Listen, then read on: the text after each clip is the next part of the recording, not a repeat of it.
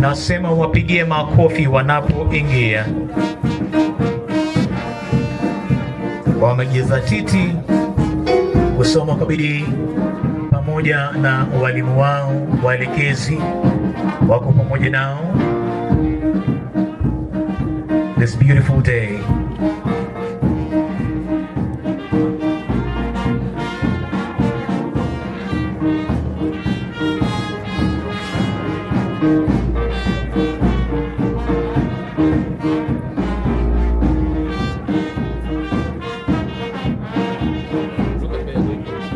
Wapi vigelegele kina mama vya mahafala wetu? Vigelegele? Ama hapo tuko na Gen Z peke yake? Tafadhali vigelegele. President of Springs International College and the Deputy President of Spring International College, the Chairman, the board members, distinguished guests, ladies and gentlemen, good afternoon. Good afternoon once again. As you heard, my name is Nicholas Koech, a Kingdom Finance Minister, a man that seeks to empower men and women to break free from financial and mental poverty. Note the mental poverty. So I would like just turn to your neighbor. If he's a man, tell him you are handsome. If he's a lady, tell her you are beautiful. In fact, tell her that the word beauty existed because of you. The other man, tell that man that the word handsome existed simply because of you.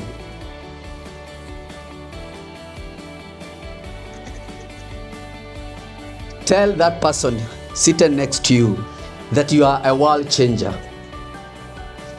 You are a world changer. Say it with a lot of energy. You are a world changer. Thank you very much. I'm going to take a very short time possible, and I encourage you be attentive. If you have your phone, kindly put it in silent, switch it off, because I always say, because we are graduating, you are just one step away from making a difference. One step. It's not 1,000 steps. You are just one step away from making a difference. And maybe that one step, you only need 1 or 2 words. 1 or 2 words, and your life will change drastically. And I hope you know that you are not alone.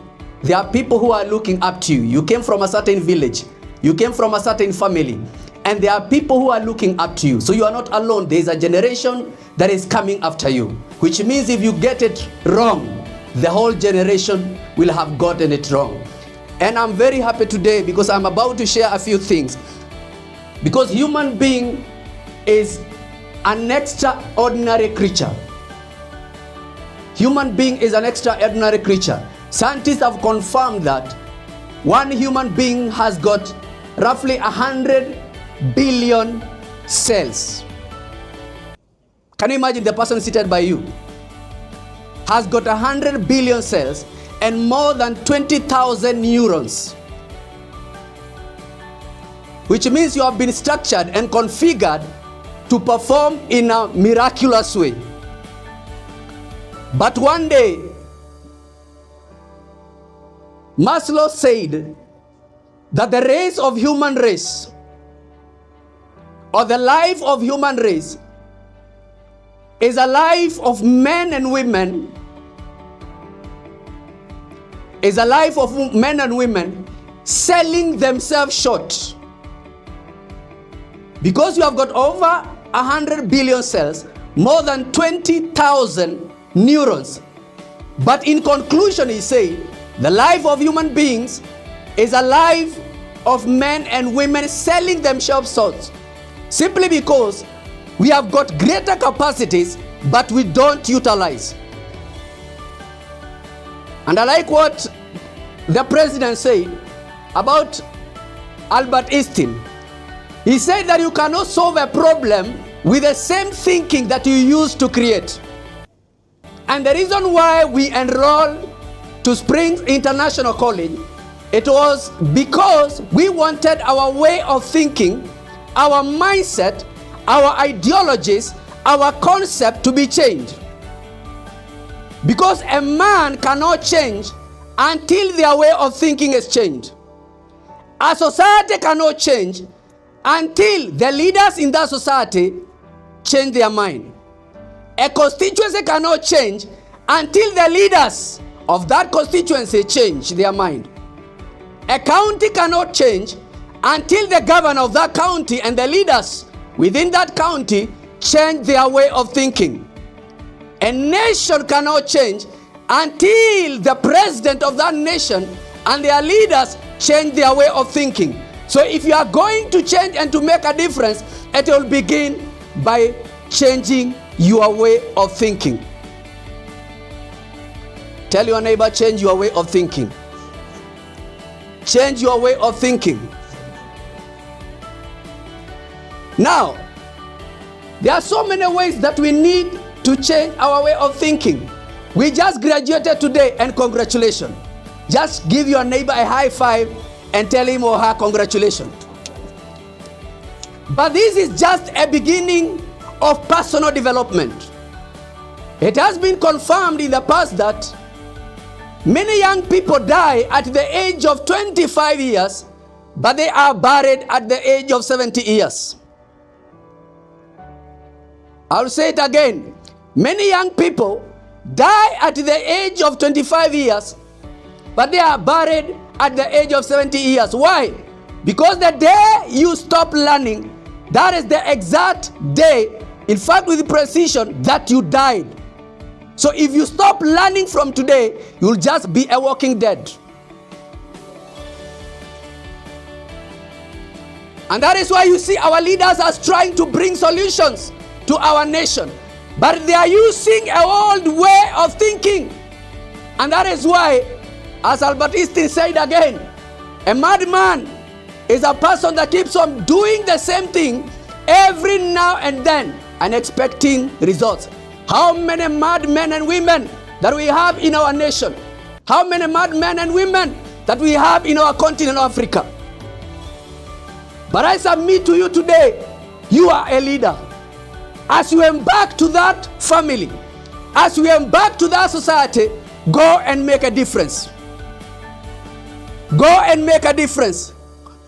Because that family will not change until you take over to bring a change. That village, that society will not change until you endeavor to bring a change.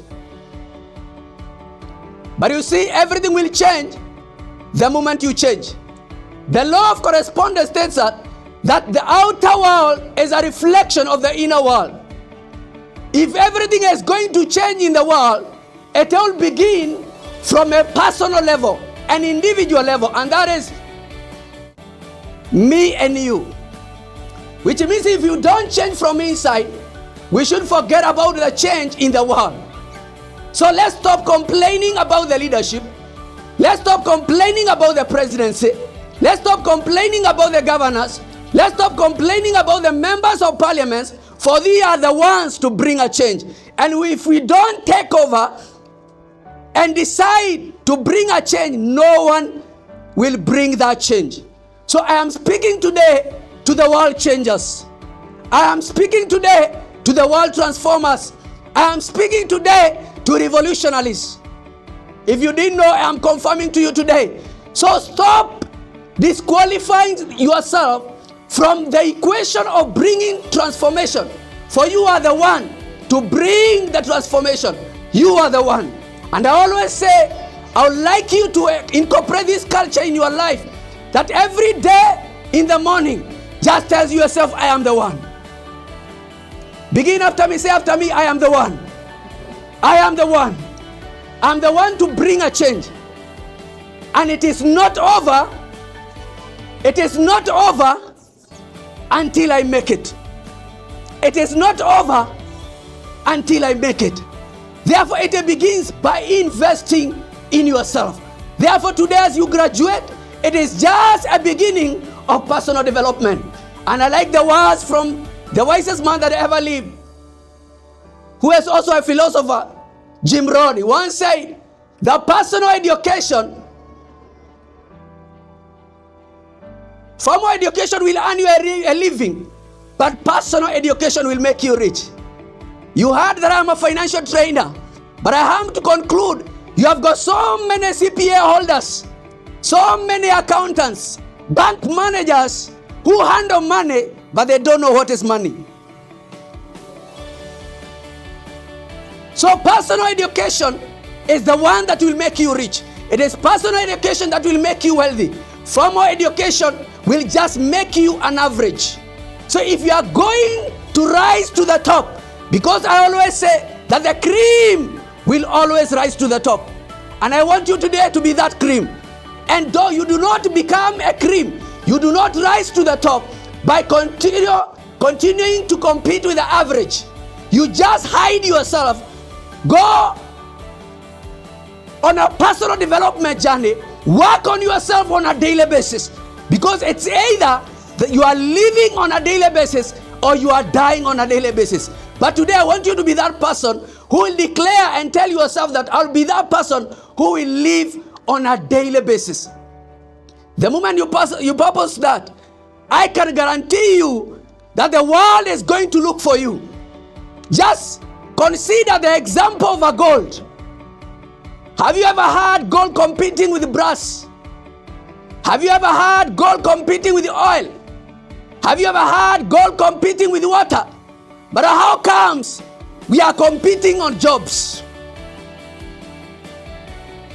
I don't want you to live here with a mindset that I'm going to look for a job. Why can't you be the one creating that job? Be that gold. Because gold, the Western world will live wherever we leave their places and come to our nation, Kenya, simply because there is gold, simply because there is oil.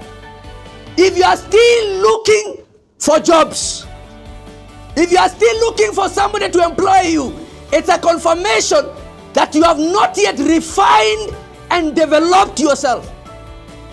Because the moment you refine and develop yourself, you don't need to announce yourself. Just like gold, employers will come looking for you. CEOs will come looking for you.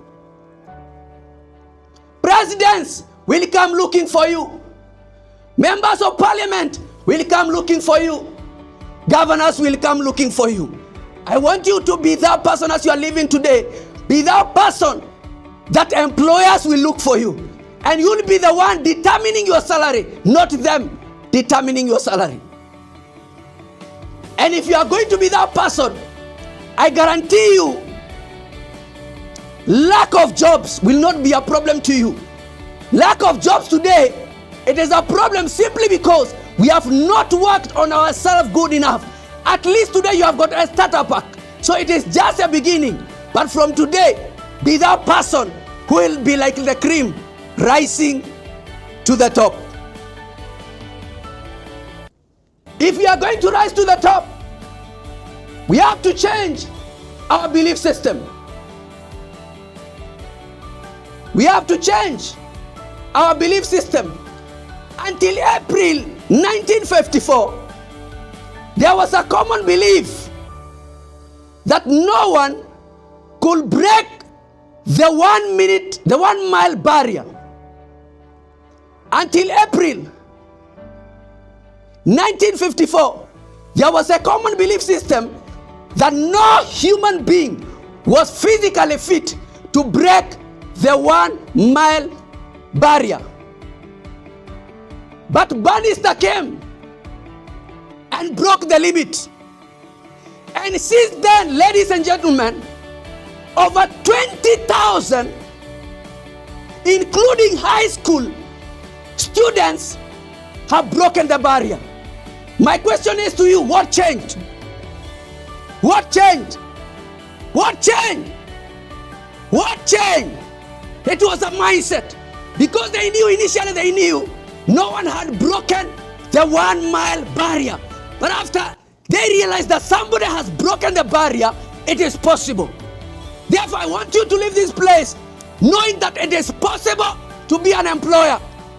It is possible to create opportunities. Because that family is waiting for you. That society is waiting for you. That poverty, you are the one to break the chains of poverty. Because if you are not the one, then who will do it? But then you cannot break the bad governance and leadership. You cannot break the chain of lack, and you cannot break the chain of poverty unless you change your mind.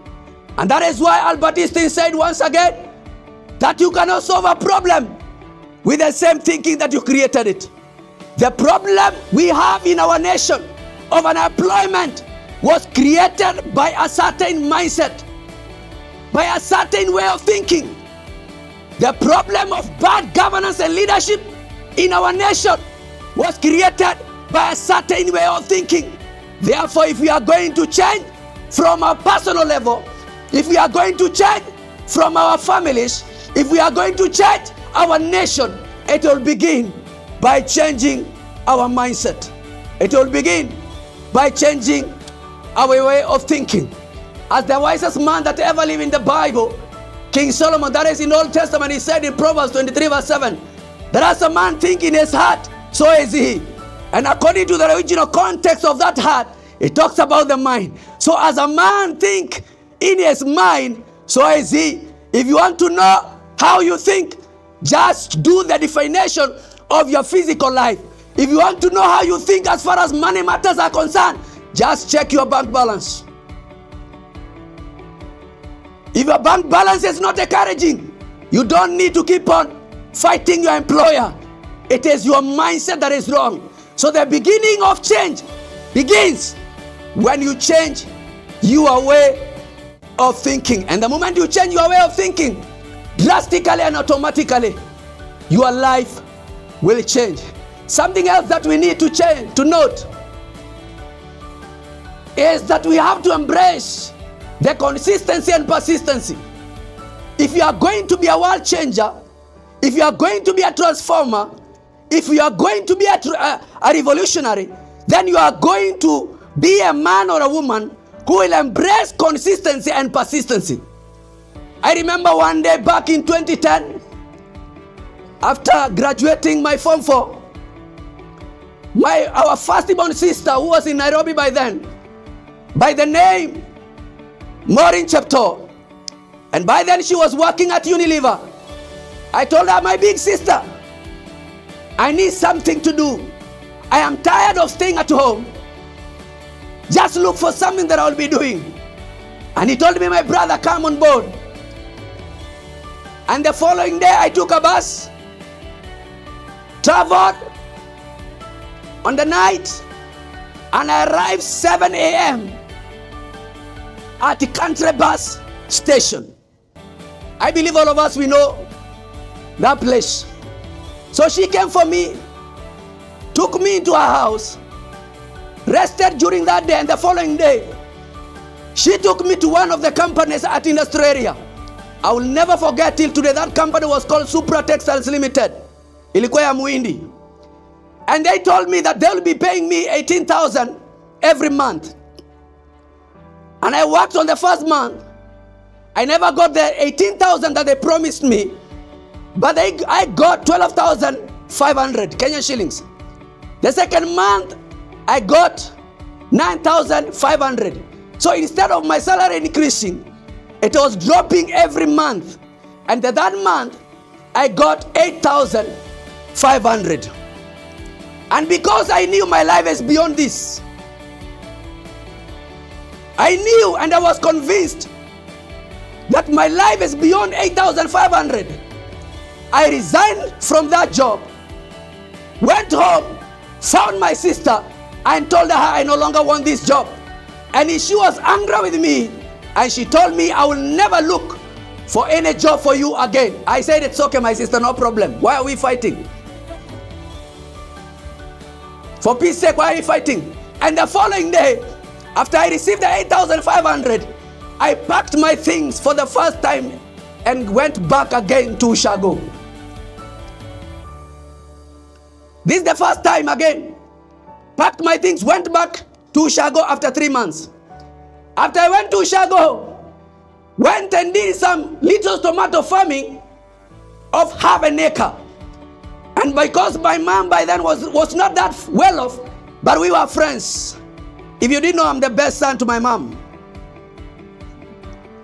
And it's good to draw either your dad or your mom to be closer to you. Then I went and tell my mom, kimeumana. Nimetoka Nairobi kimeuma, na mimi nimerudi. But I told my mom, I wouldn't mind doing tomato farming. And she told me, my son, I don't have much that I can give you, but in my bank account, I have got 40,000. And she gave me her ATM and the PIN number. Went with the 40,000, ready to do tomato farming. And I gave it my all. I gave it my best. I employed myself for the first time in tomato farming. And in 3 months, by God's grace, I made 240,000. Was that a plus for me?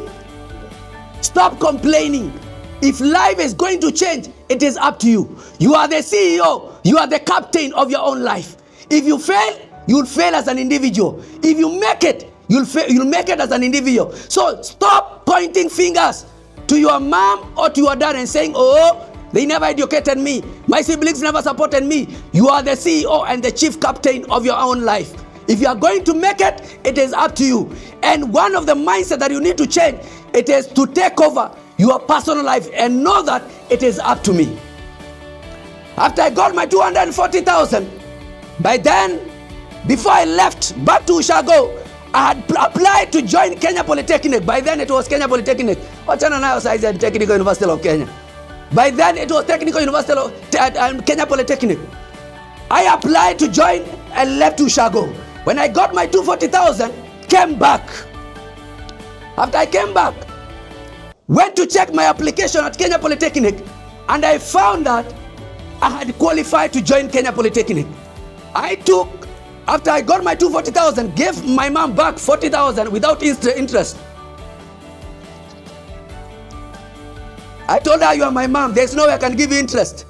So I gave her her 40,000 back, came to Nairobi, and paid my school fees for the whole year first at Kenya Polytechnic. Now I've come back. Now I took evening classes, but now what will I be doing during the day? I started hawking, rising early in the morning, 3 a.m. to Gikomba, uko chini, buying shirts of 50 shillings, come, iron them, and start hawking them around in Australia. If you go at a place called Unga, there are those truck drivers. They stay there 2 days, 3 days, and I knew this is my good market. Mtu amekaa 2 days, 3 days without changing the shirt. So I was there to provide a solution for them. So the shirt that I bought 50 shillings, I used to sell 150 and 200 shillings. Can you clap for me? Making a difference. But after that, I did it for around 1 month. And I realized by the time I'm going to class in the evening, nilikuwa najipata nimechoka sana. So instead of concentrating to our lecturers, I used to sleep because I've been walking and trekking all the day. But now instead of concentrating, I'm just sleeping in class. Wakati mwingine nilikuwa natusiwa na lecturer because they could not understand what I've been doing during the day. But I knew you just say what you are saying, but I know where I am going and I know that I'm the CEO of my life. So after I realized this thing is bringing up problems to me, I decided to drop it and went for the second thing. Do you know what I went to do? I went to become a tout.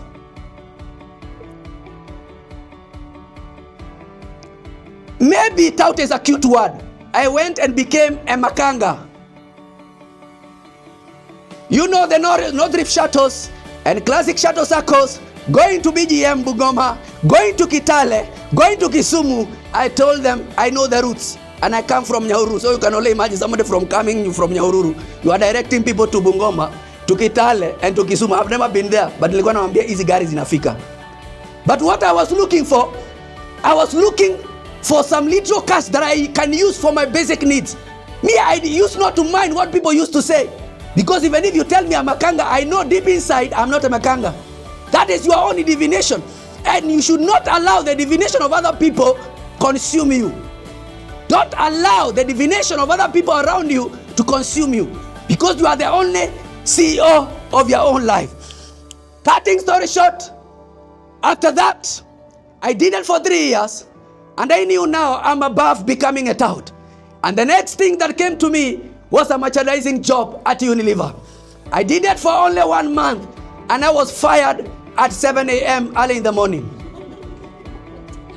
I was saying that HR was not fair enough. He could have waited until 10 a.m. to fire me. How can you fire somebody at 7 a.m.?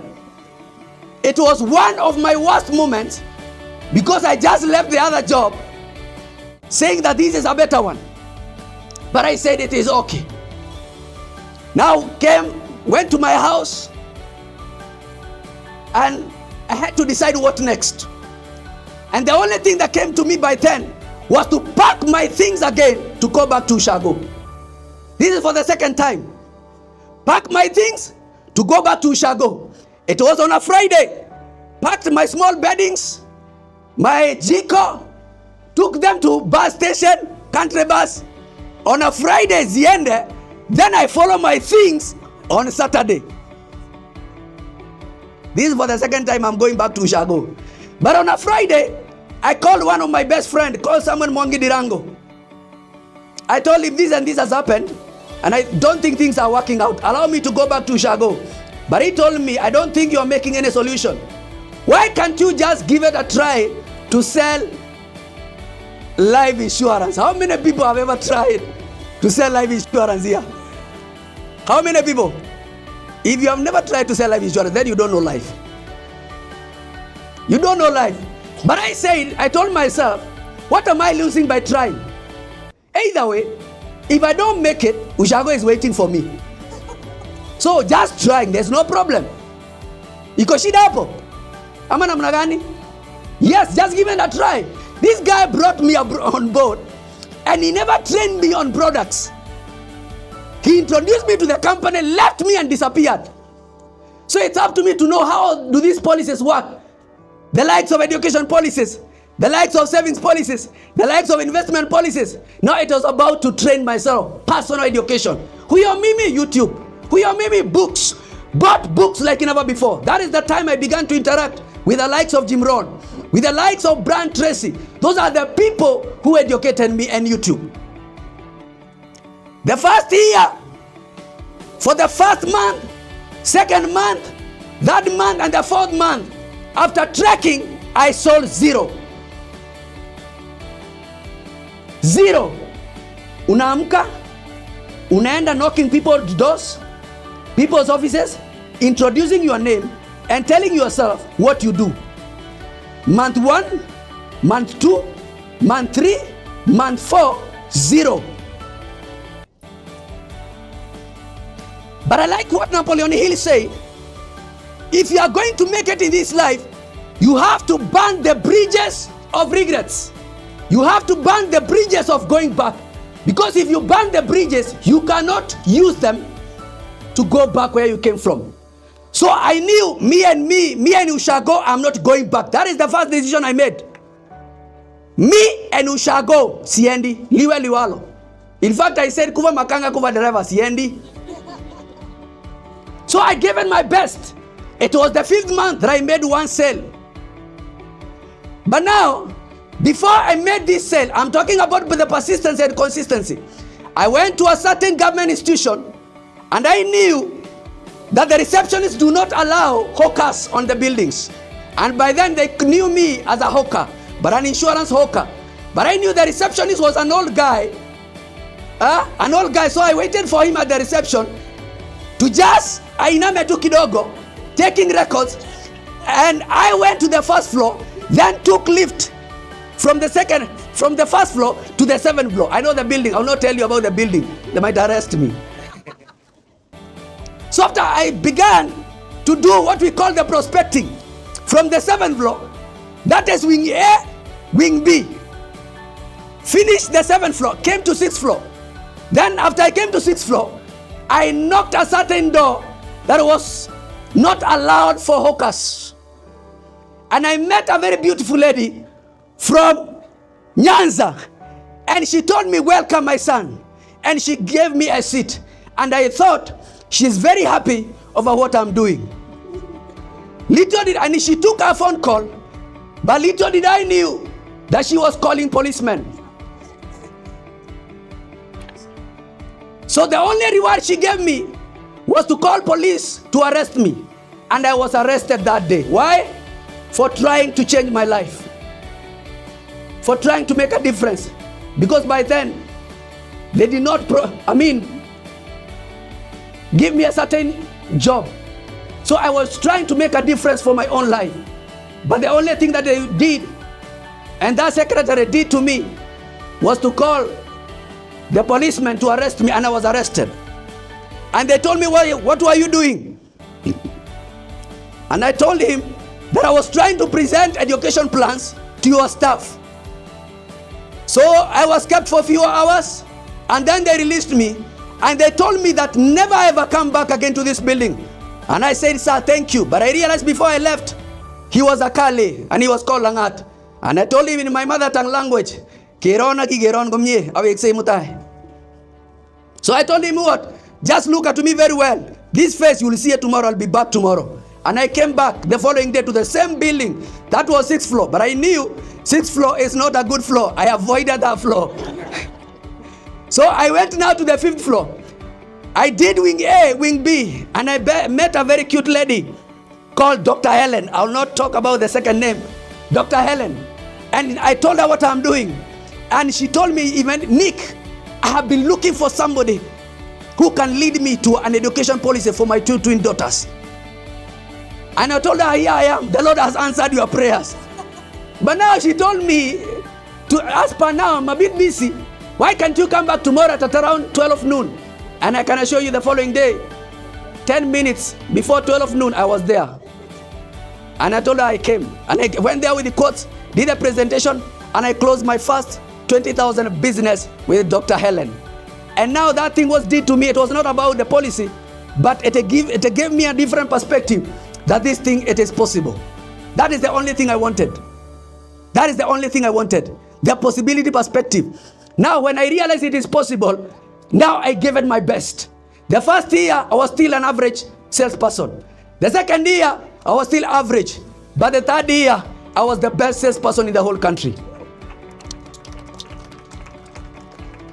Best salesperson in the whole country. You cannot be the best in the whole country and be a broke man. That was the year that I bought my first car, Audi A4, black tinted. It was in the same year that I bought lands in this city of Nairobi. Because I knew this Nairobi, you wanted to punish me to go back to Ushago. I have a solution for you. Number one thing, I have to make sure I secure a place so that Liwe Liwalo will be part of this Nairobi. And today, I am part of this Nairobi.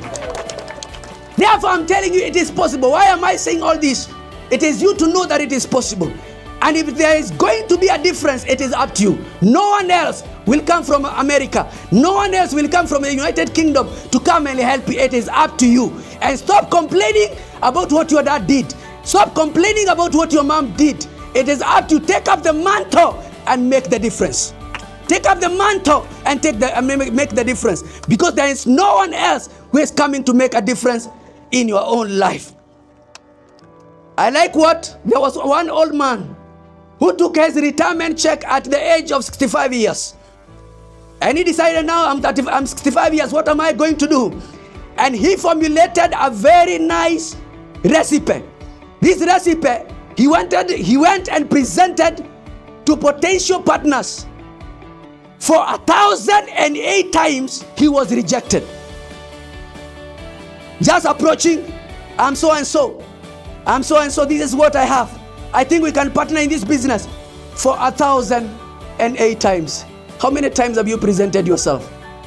How many times have you presented your business plan? How many times have you presented your desire?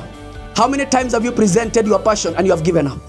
This old man at the age of 65 years, after he met the 1,009 guy, he told him, I think your recipe makes sense. Can we partner? And they partnered.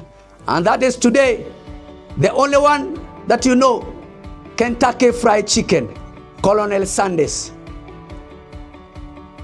After prospecting for 1,008 times, it is only the 1,009 times that he got that person that said yes to him. Don't give up over your call. Don't give up over your purpose. Don't give up over that business. Don't give up. Somebody somewhere is waiting for you to just say yes. But now, You have to cultivate a culture of interpreting no as next opportunity. You have to cultivate that mindset of interpreting no as that next opportunity. If you see no as no, you'll have crippled your mind that is considered worthy more than $100 billion US. Anytime you receive no, just interpret it as next opportunity, knowing that your next employer is awaiting for you. Your next business partner is awaiting for you. And the last but not least, as I wind up, there's one thing that I want you to watch. What we call the reference group, or the people around you, your circle. The people around you can make you or break you. 5% of the people around you determines 95% of your life. So if you are broke today, just check the people around you.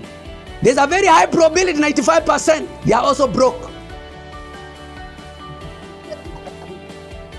If you are in financial crisis today, just check around the people around you, and you will see that all of them are also broke and poor. So the beginning, don't be emotional, for life is not controlled by emotions. Life is controlled by principles. Life is controlled by principles. Don't say, oh, we came from the same village. We came from the same school. We were in the same high school. We were in the same campus. In the expense of sacrificing your own life and your generation. Just say no. For there are 4 types of friends. There are those who subtract you. There are those who divide you. There are those who bring addition to your life. And there are those who bring multiplication to your life. Just discard those who bring subtraction and division, and concentrate on those who bring addition and multiplication. And the moment you do that, your life, it will be just a matter of time. Your life will change drastically as a result of making a radical decision. The wisest man again said in Proverbs 27 verse 17, that iron sharpeneth iron, so a man sharpeneth the countenance of his friends. You want to make a difference in that society, and you are still hanging around with mediocres, there's no any difference that you can make. You want to make a difference in your own family and village, and you are still hanging around with the average people. I can assure, as long as you have those people around you, there's no any single difference that you'll ever make. One day, a certain friend of mine decided to become some way, involve himself into womanizing, and involved himself into drinking. And I knew I'm still going somewhere. And I knew if at all I entangle myself with the drinking and women, there's no any single achievement that will make. You can see King Solomon in the Bible, what he was done by women. You can see what he did. But I knew that because I'm still going somewhere, I will not have to entertain this friend. He's a friend that we did a lot of things together. But I knew if I'm still going to make a difference, I have to drop this man. And that is what I did. It was painful by then. It was painful by then, but it was worthy. It was painful, but it was worthy. Today you cannot compare me with him. He's like 1,000 kilometers away from me. And this is a guy who was ahead of me. He introduced me to so many things at the initial stage. But later, he involved himself with negative friends that influenced him in a negative way and ended up being a mediocre and an average person.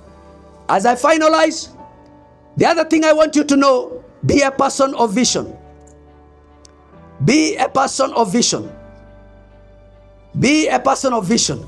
And I'll finish by these words from Mahatma Gandhi that said, if you want to be depressed, look around.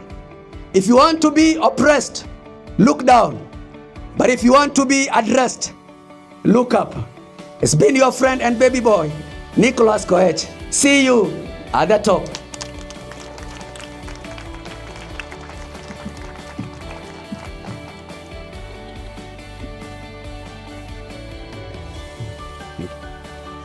Asante.